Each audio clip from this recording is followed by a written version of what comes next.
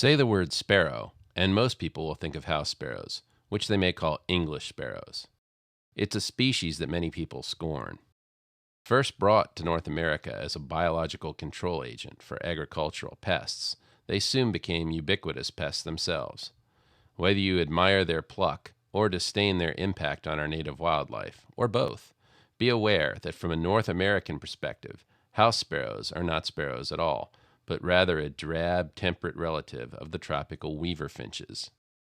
When ornithologists speak of North American sparrows, they refer to a rather diverse family, the Emberizidae, which comprises species with short conical bills, such as seed-eaters, towhees, longspurs, and Old World buntings, in addition to a couple of dozen species that actually bear the name sparrow.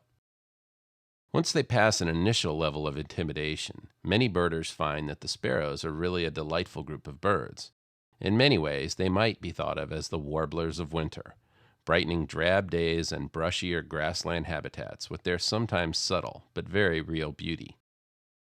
Sometimes it's not even subtle, as in the elegant black-throated sparrow.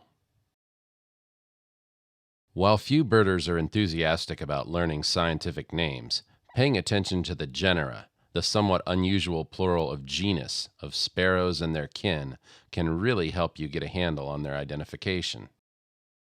Towhees, genus Pipilo, are medium-sized ground-dwelling birds of forests and brushy areas.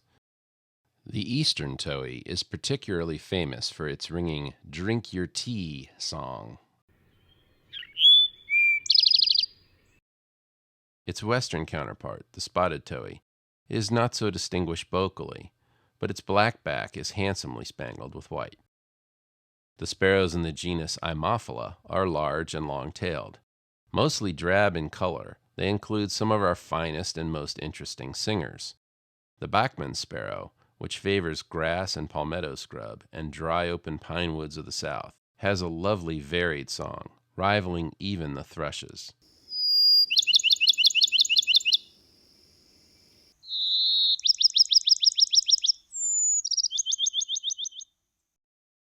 Cassin sparrow often takes to the air to sing, delivering its high, sweet trill as it flutters back to earth.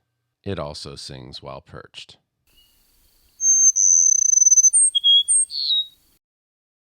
Long-tailed, but much smaller, are the round-bellied Spizella sparrows. While most sparrows tend to stay low, the Spizellas often fly a bit higher, frequently alighting in small trees and shrubs. The chipping sparrow is the most widely distributed of the Spizellas. The genus Ammodramus includes some of the most secretive and little-known of our songbirds. Short-tailed and big-billed, they stick to dense grasses, often preferring to scurry away rather than fly. Many are closely associated with wetlands, like the seaside sparrow. The grasshopper sparrow is the most frequently seen of this group. Its name comes not from its diet, but from its insect-like song. The savanna sparrow is placed in its own genus, Passerculus, though it shares some affinities with the Ammodramus and was at one time placed with them. Birders often know savanna sparrows by only two field marks, overall streakiness and a yellowish area at the front of the eyebrow. But the yellow can be hard to see or even lacking, so it's good to note savanna's short notched tail, which can be a big help distinguishing it from other streaky sparrows, such as the song sparrow. Song sparrows, genus Melospiza, have notably long, rounded tails. Unsurprisingly, song sparrows are loud, tireless singers, with as much or more vocal variation as the species shows in its plumage.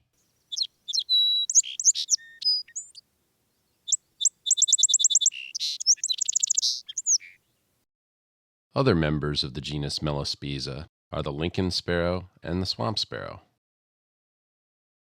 Another especially distinctive sparrow genus is Zonotrichia, the crown sparrows, including white crown, golden crown, white-throated, and Harris's. Big, long-tailed, and strongly patterned, they also tend toward plaintive, whistled songs.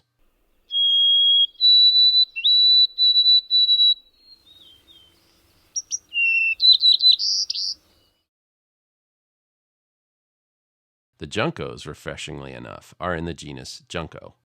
Currently thought to comprise only two species, the dark-eyed and yellow-eyed. The dark-eyed complex contains a number of well-marked races.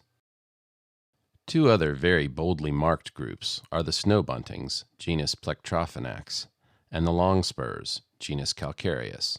All are birds of open country, tundra, grassland, and shoreline. Longspurs are named for their spiky rear claw.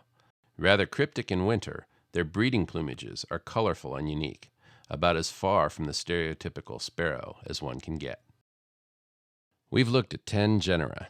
Does that mean we've covered all the sparrows? No, for better and for worse, it doesn't. But we have touched on an awful lot of them.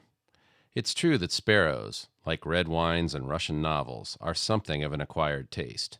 But those who take the time to know and appreciate them love them.